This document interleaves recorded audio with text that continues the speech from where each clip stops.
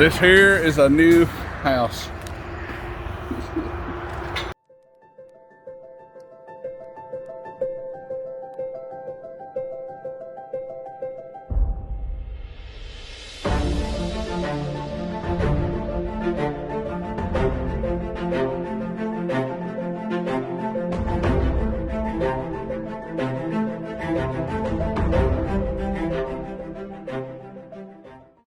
Let's go over here in the front door.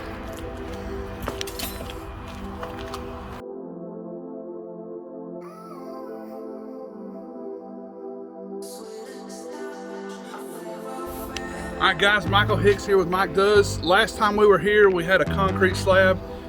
Today, we've been framing for one day. They framed yesterday till about 7 o'clock. They're on another job this morning, so we figured we'd take this time to come over here and do a quick walkthrough.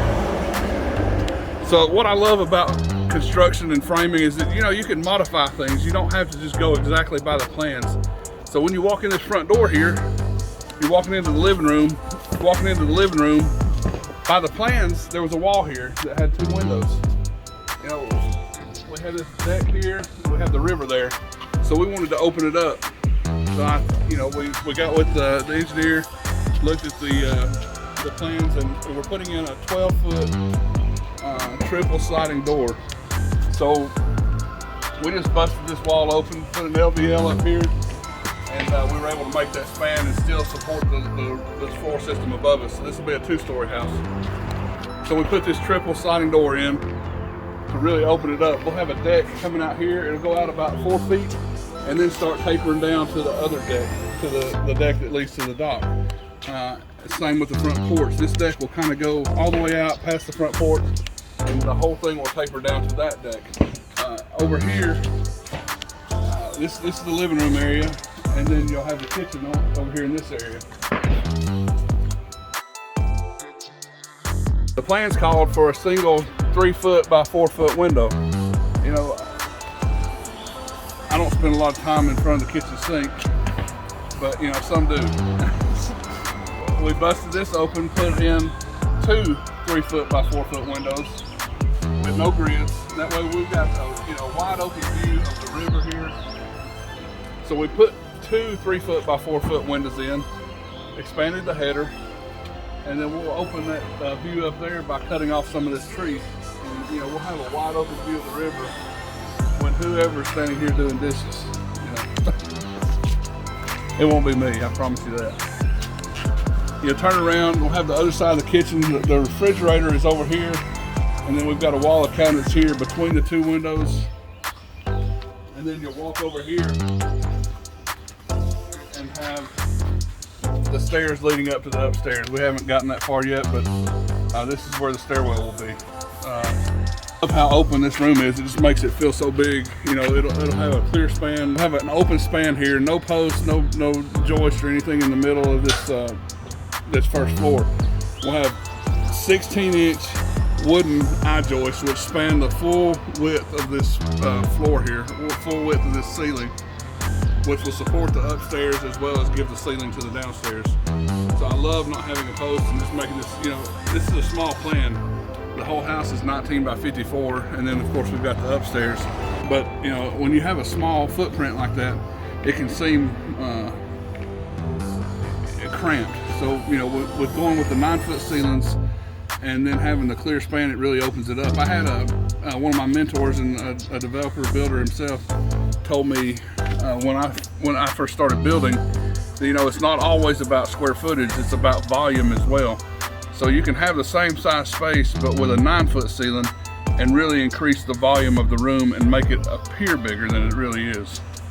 Yeah, I think the kitchen, it calls for a big open kitchen.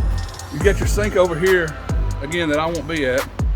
You've got a stove over here that I might occasionally be at, and then where's the fridge? You just got the fridge is over here as well. You got fridge and stove on this wall, and then you've got a wall of cabinets. It's kind of odd to me to be here to begin with, but I think I want to come out with instead of this wall of cabinets, I might come out with a peninsula here that would have an open bar top into this room with bar stools, coming up from that side.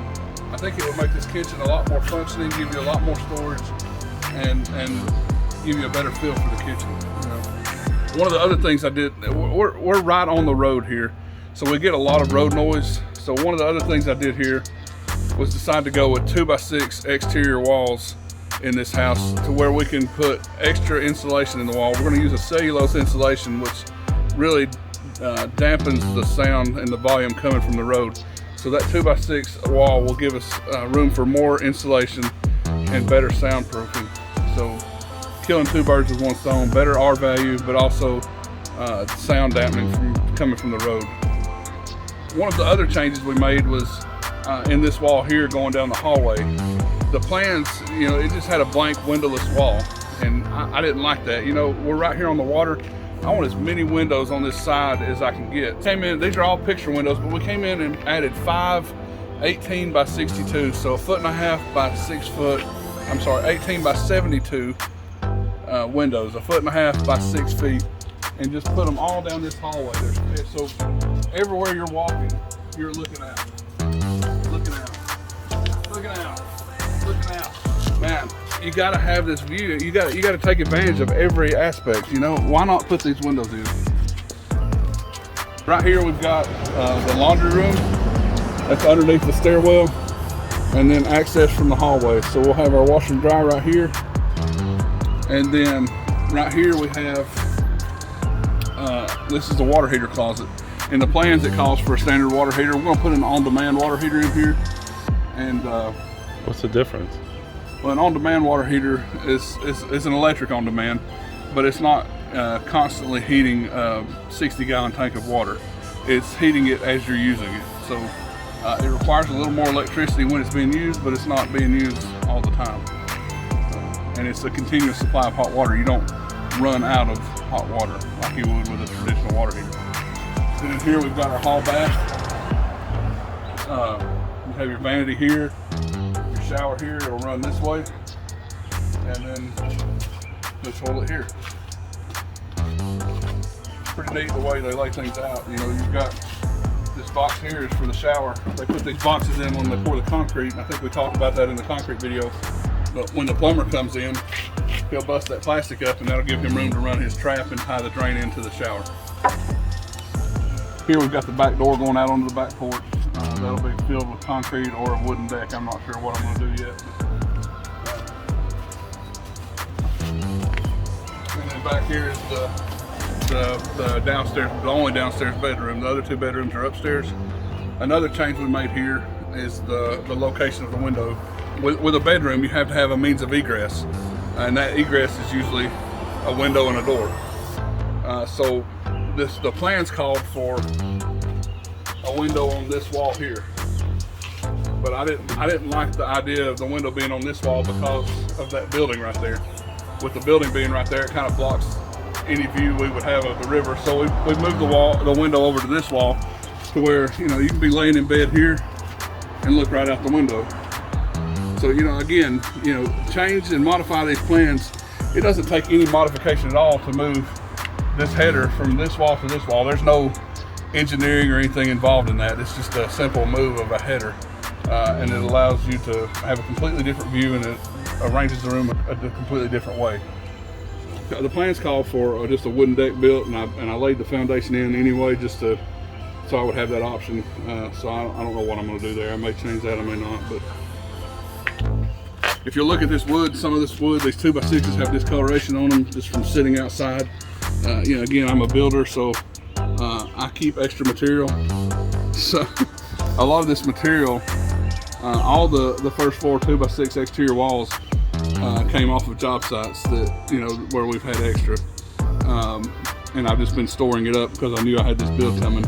All the OSB on the exterior, it's been stored inside, but it is all off of job sites. So I'm, you know, kind of just stockpiling material and using it as we need it. I am going to come in and pressure wash these studs and get rid of anything that dirt and mildew that might be on them. But that'll do it for this week's video with our first floor walkthrough. Next time we're here, we'll be looking at the second floor with the master bed, master bath, third bedroom upstairs, and a really cool surprise I want to show you guys. I can't wait to show you this next part. Don't forget to like, Please subscribe to my channel. I'm trying to get those numbers up there. My goal is to hit 1,000 subscribers this year, so y'all help me out. Hit that subscribe button, hit that like button, hit that notification button. We'll see you guys next week. Deuces.